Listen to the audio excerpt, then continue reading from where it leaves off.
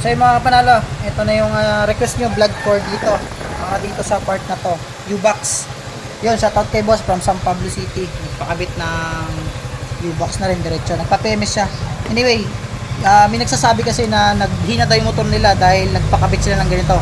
Ngayon po, hindi na mangyayari yun. Bakit po? Tingnan niyo po yung butas niya mas malaki. Tapos, mas makunat na to. Yung 3D print po kasi, ang liit ng butas ng tigkabila lang.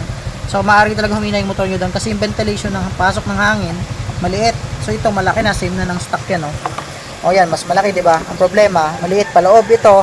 Since dito, maliit siya sa bungad, pero mahaba naman yung butas. Kaya mas maganda to.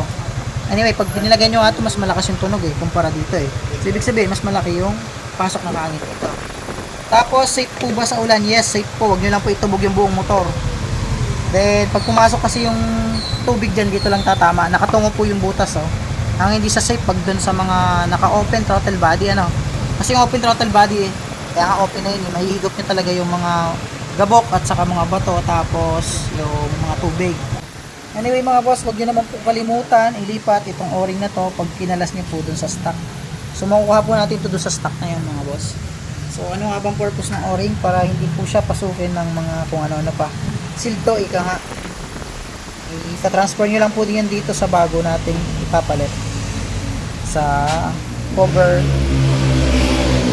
Ito yung cover. So, ang purpose ng cover nito, nagkaroon na siya ng small compartment sa ibabaw.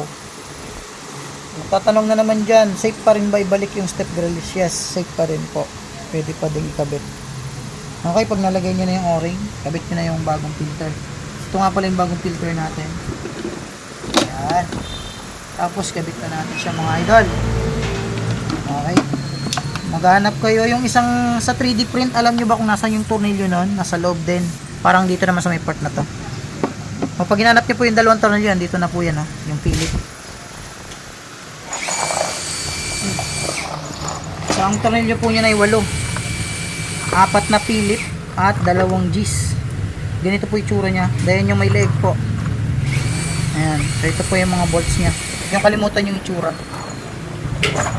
Kabit na natin mga idol. 2 muna.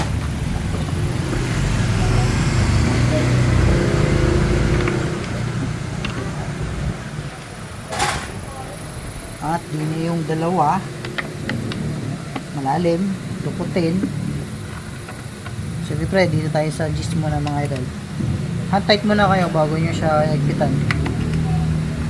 Para iwas bilog. Baliktad pala yung butas niya. Yes sir, nasa front na po. Pero nakatungo naman po yung butas. Hindi naman po nakasahod. So, sa impact wrench na gamitin yung mga idol, 8. Ayan Huwag po ay gumamit masyadong malakas na impact. Baka masira, yun yung ginagawa.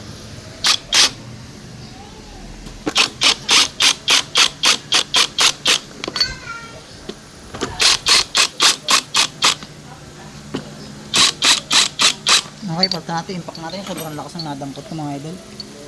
Kaya mo na sa gis.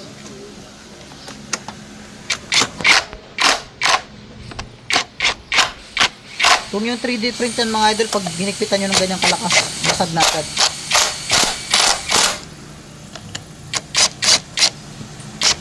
Nagilid yata.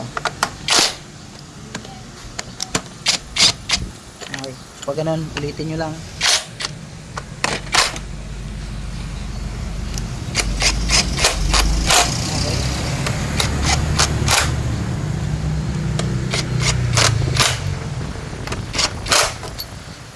Okay, sa 8 tayo mga boss.